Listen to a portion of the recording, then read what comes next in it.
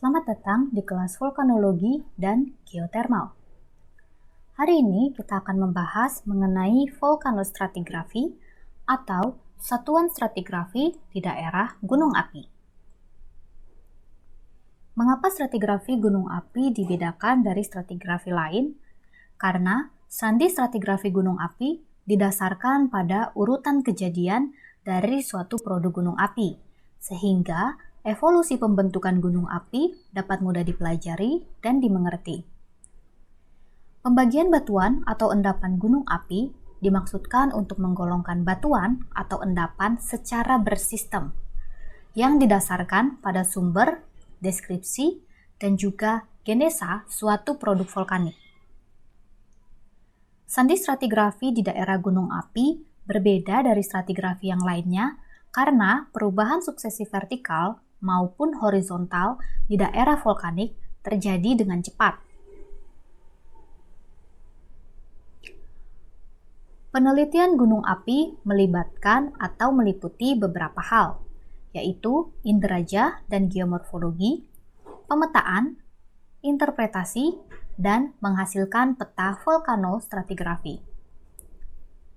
Tahap analisis inderaja atau geomorfologi merupakan tahap yang paling penting. Mengapa? Karena daerah vulkanik merupakan daerah yang sangat sulit untuk dilakukan pemetaan. Bukan hanya karena topografinya yang relatif sulit untuk dilalui, tapi juga karena banyak daerah di daerah gunung api merupakan daerah konservasi, hutan lindung, dan lain sebagainya. Oleh sebab itu, inderaja dan geomorfologi tidak pada tahapan penelitian gunung api merupakan tahapan yang terpenting. Pada tahapan ini dilakukan delineasi sumber erupsi dan juga sebaran produk gunung api. Sekali lagi, stratigrafi gunung api didasarkan pada sumber, produk, dan juga kejadiannya. Tujuan penelitian gunung api sendiri adalah untuk mengetahui evolusi pembentukan gunung api sehingga dapat mudah dipahami dan mudah dimengerti. Berikut adalah contoh dari tabel korelasi satuan produk-produk vulkanik di daerah gunung api. Tingkatan satuan vulkanostratigrafi dibagi menjadi 5, yaitu kuluk gunung api, gumuk gunung api, brigada gunung api, manggala gunung api, dan juga busur gunung api. Berikut adalah penjelasan dari masing-masing satuan. Kuluk gunung api merupakan satuan dasar pada pengelompokan stratigrafi gunung api.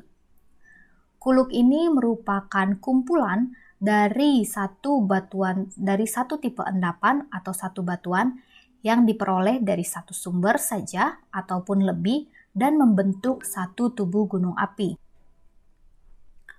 Pada peta ini saya dapat menunjukkan dua tubuh gunung api,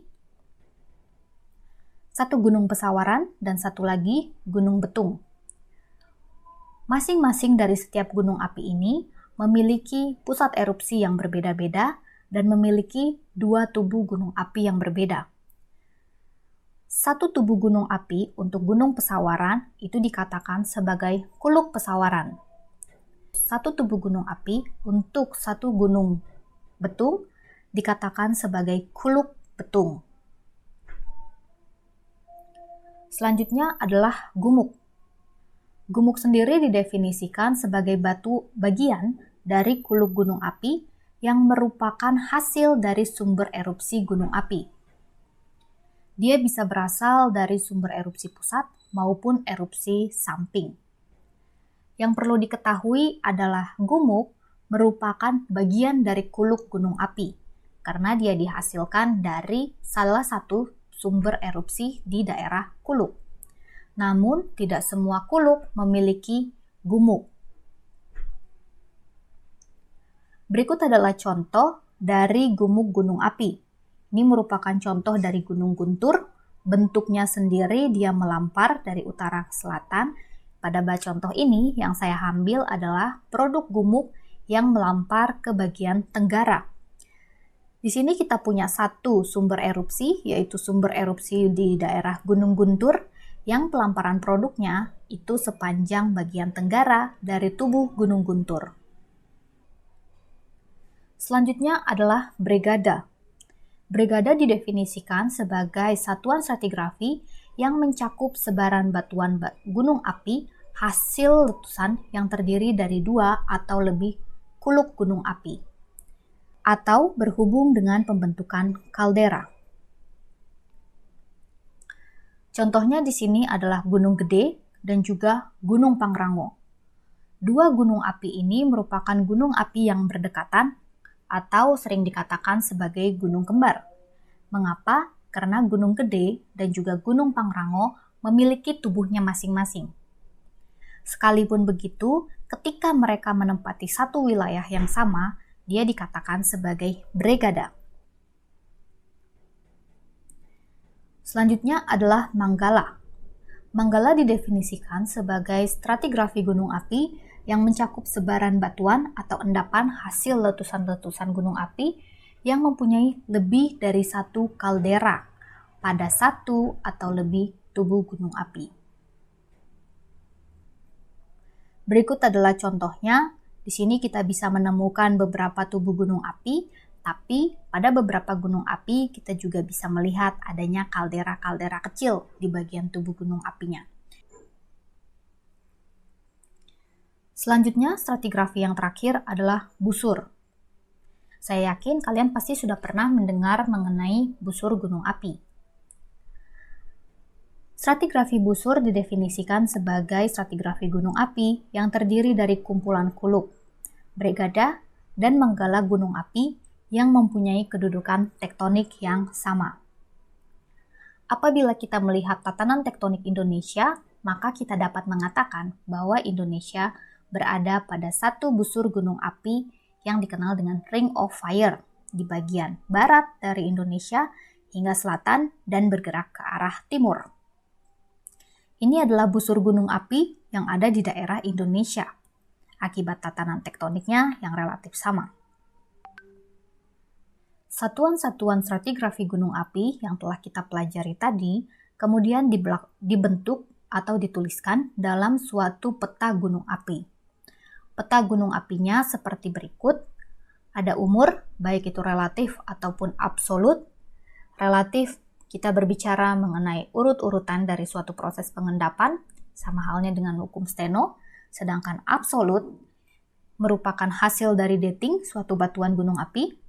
Periode kegiatan, satuan stratigrafi, manggala, brigada, kuluk, dan juga gumuk. Kegiatan erupsi, apakah dia erupsi pusat atau dia erupsi samping.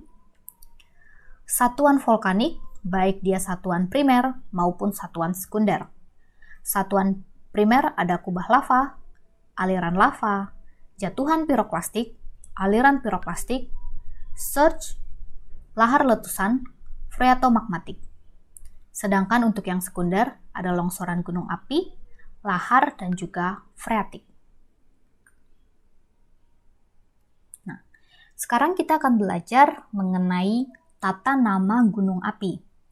Yang perlu diketahui, dan kalian juga bisa mencari tahunya dalam Sandi Stratigrafi Indonesia, bahwa penamaan gunung api itu terbagi menjadi 3 karakter utama.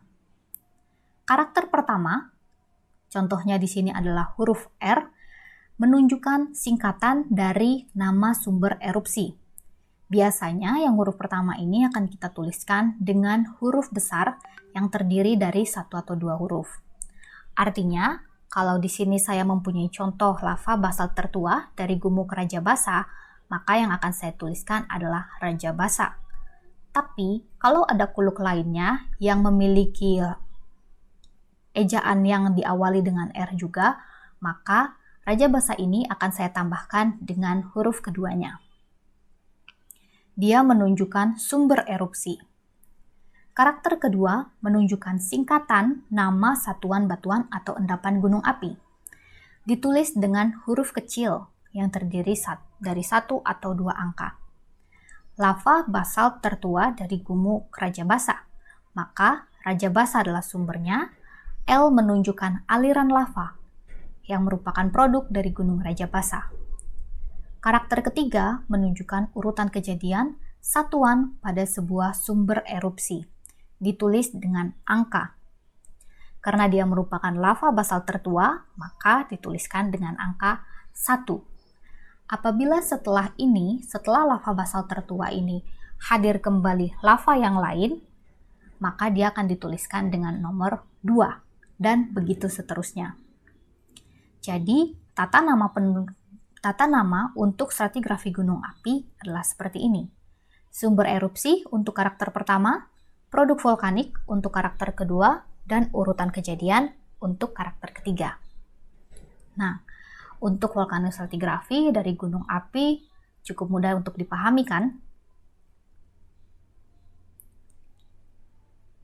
Terima kasih atas kehadirannya. Semoga ilmu yang dibagikan hari ini dapat bermanfaat untuk kita semua.